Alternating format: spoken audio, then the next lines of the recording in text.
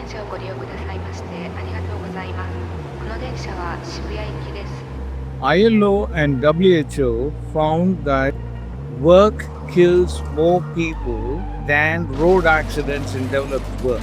早苗君237。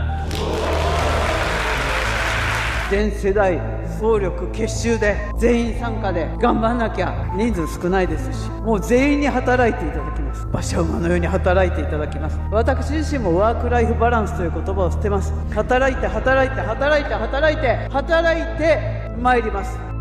I'll abandon work-life balance. That was Japan's new far-right Prime Minister's victory speech, vowed.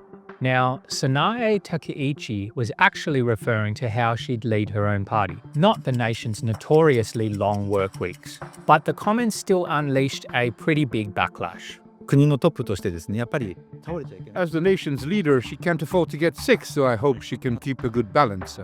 And for us as well, we have families and we also want to maintain that balance. そうとってですね、伝えていきたいと思ってます。Sounds like overkill, right?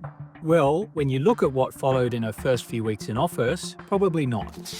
Weeks later, Takaichi summoned her team for a meeting with a casual 3 a.m. call time. She also asked her Labour Minister to relax the rules on overtime work. 働いて So this is about more than just talking points, because behind Japan's legendary work ethic lies a dark secret. ハリーマチ言葉はスープ、満員電車、居酒屋、酔っ払い、奴隷。For decades, the country has been plagued by people driven to an early death by the stress of the never-ending jobs. 24-year-old Matsuri Takahashi. 本日、株式会社電通における労働基準法違反に関する判決がおりました。社員に対する違法な働かせ方は犯罪であり、会社に責任があるということが証明されました。It's called Karoshi, death by overwork. This social illness is so common, it's earned its own name. The issue is even blamed for the country's critically low birth rate and declining productivity. Official figures put cases of Karoshi between hundreds and thousands per year. But experts say the real number is much higher. And the unusual remarks come while the same government grapples with this problem. They're dealing with record numbers of compensation claims from the families of Karoshi victims. I used to represent a mother of the person who died from overwork, and the victim was only 27 years old when he passed away. He was very able employee and his skill excelled. And that's why the employer made him work very hard, and he changed positions quite often, and that gives a lot of stress because you have to relearn from the scratch.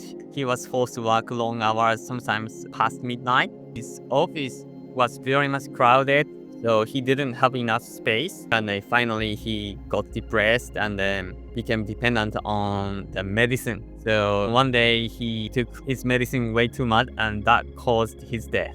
His death should have been recognized as death from overwork, but the Labor Standards Inspections Office denies the workers' compensation, so we filed a lawsuit against the government, and we prevailed at the Tokyo District Court. The mother became eligible for the workers' compensation for the loss of his son. And if you think this is a uniquely Japanese issue, think again. According to the World Health Organization, countries around the world, including Australia, are recording surging rates of overwork. And there are more and more cases of Karoshi. 80年代までは右肩上がり、つまり企業も個人も年収も生活ぶりも全部上がっていくものだっていう感覚が広く共有されていたわけですよ。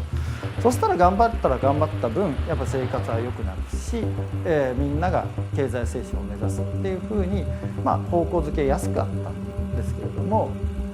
So is Japan's deadly hustle culture making a comeback? We spoke with an Aussie workplace expert. He reckons we'll look back on this time like we once did for smoking or asbestos and recognise overwork as this era's big health crisis. No one can prove work is actually killing. Whereas, for example, if I smoke, I know how many packets I smoke, and then I can make the metrics and the analytics with that.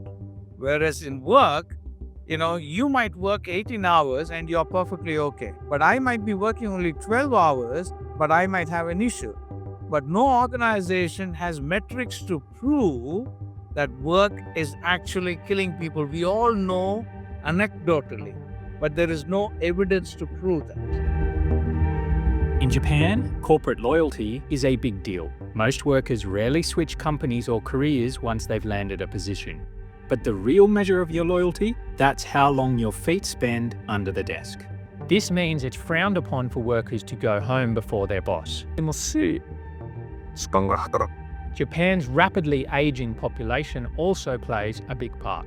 In the first half of 2025, the country had a record birth rate decline. This comes after 9 straight years of free-falling figures. This phenomenon has left many employers grappling with severe labour shortages. To combat this, some exploitative employers known as black companies use a bait-and-switch approach. This means they advertise a role with reasonable working hours, then offer a contract with much longer hours to the successful candidate. Many workers clock up 80-hour weeks year-round. These hours may run overnight or on weekends, with no overtime pay.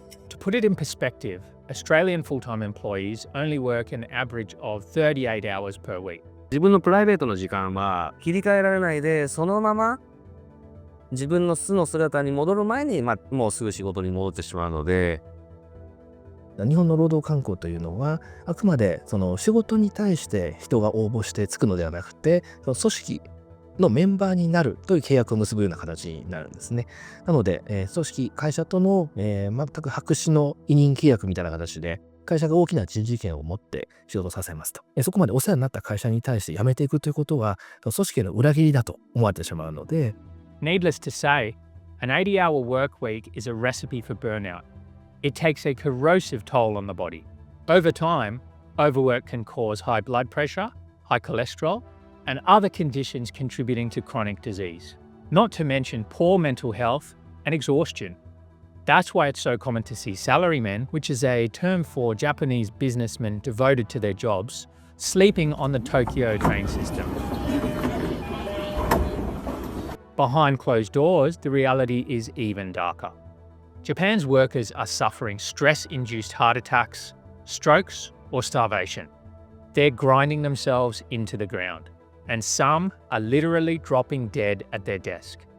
This explains why Takaichi's remarks were taken so seriously. ミヤが亡くなった当時、ブラジルに住んでましてね、それで実際にミヤの仕事量がどのくらいあったのか、どのくらい働いていたのかということについてはほとんど知らなかったというのが実情なんですよね。